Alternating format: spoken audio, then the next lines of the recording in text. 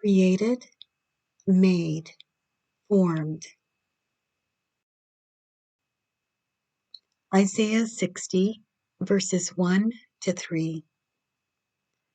Arise, shine, for your light has come, and the esteem of Yahuwah has risen upon you.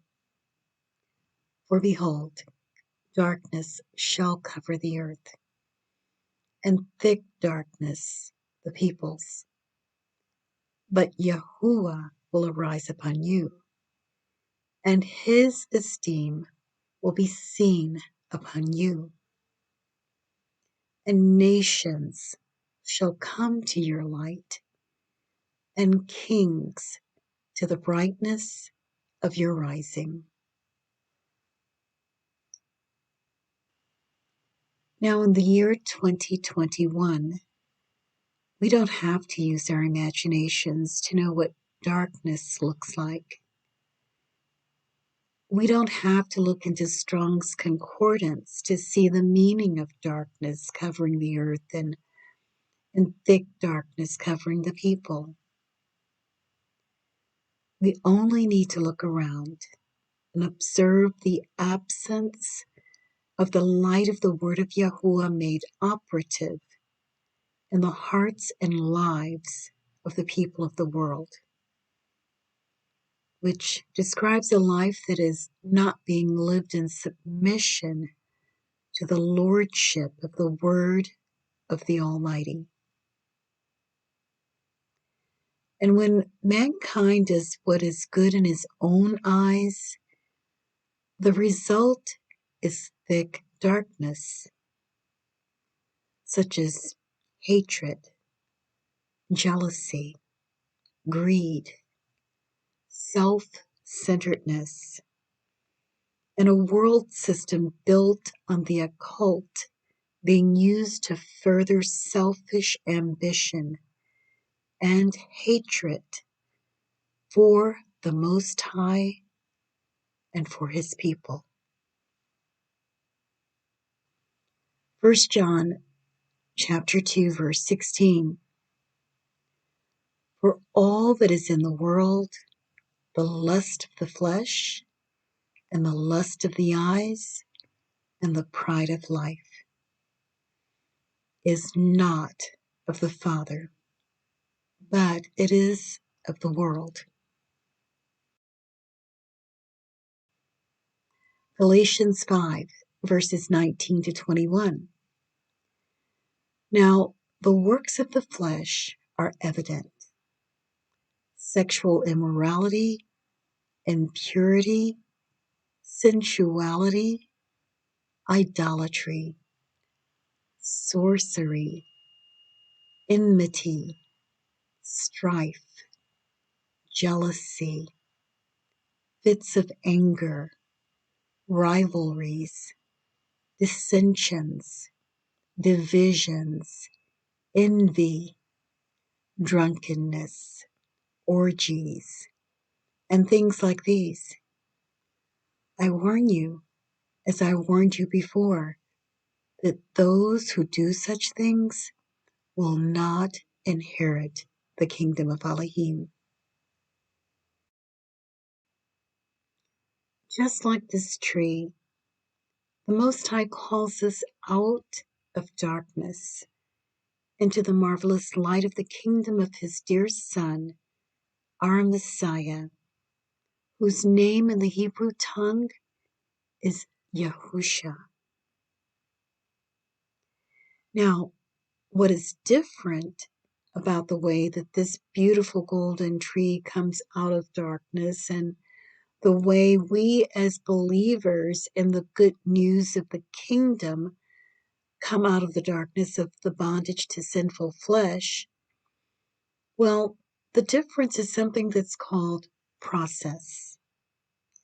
Because although we come out of darkness in the twinkling of an eye, there's yet process involved in the light of the Word of Yah delivering every measure of the territory of our hearts.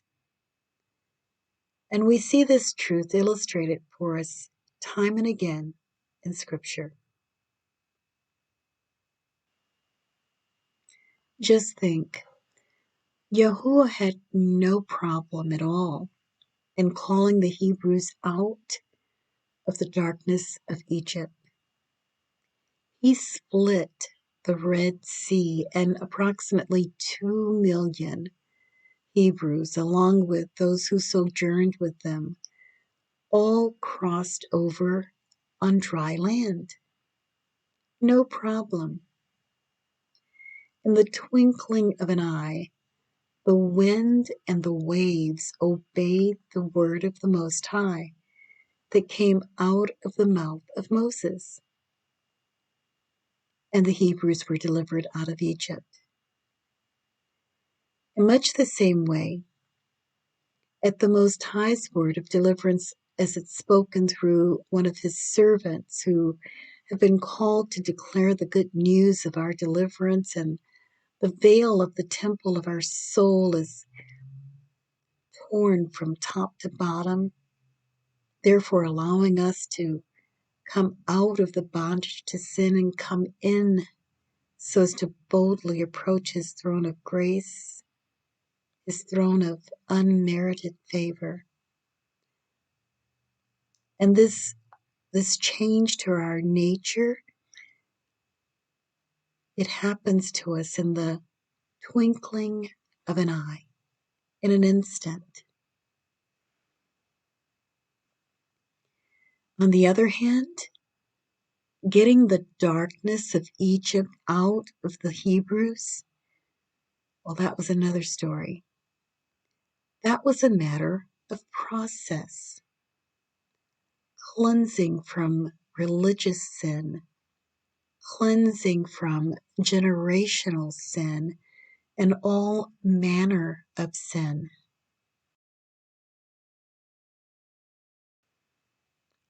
Process is called sanctification. It is a process which is what was illustrated for us by the wilderness wanderings and the continued battle into the promised land, which illustrates the battle for our souls. 1 Peter chapter 2, verse 9. But you are a chosen people, a royal priesthood, a holy or set apart nation, a people for Elohim's own possession, to proclaim the virtues of him who called you out of darkness into his marvelous light. Scripture tells us that we are a renewed creation. We see that in 2 Corinthians 5, verse 17. And that's not without purpose. It's in order that the Creator may make us the righteousness of Elohim in Messiah. We see that in 2 Corinthians 5:21. Because Messiah is being formed in us. We see that in Galatians 4:19. And that's so that we may be found in Messiah.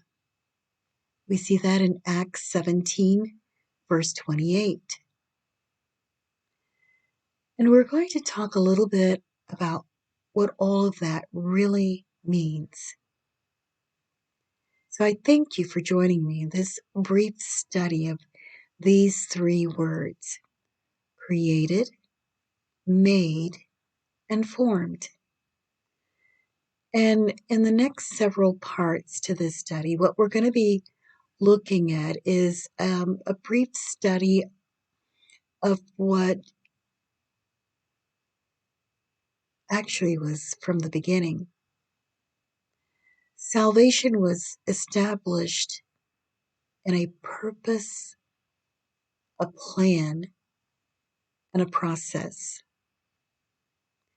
And I believe that this is a timely word of encouragement for someone.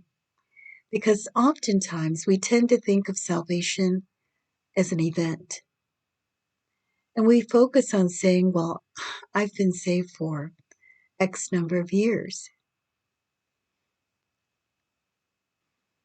Much the same way that we might say, well, I graduated high school in a specific year.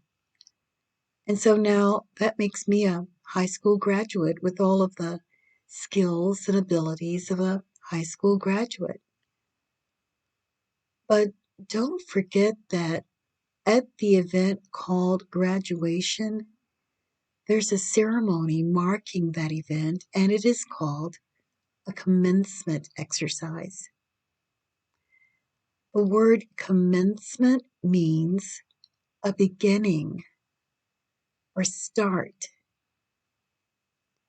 So while we tend to think of it as the end of something, the very name of the ceremony marking the event emphasizes the start of something.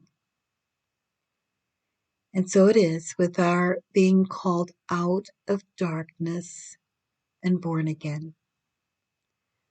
We must be mindful of that being born again is just the beginning of a process. And Ushalom Mishpachah, favor and peace, family. Please continue with us to part 2 of our study.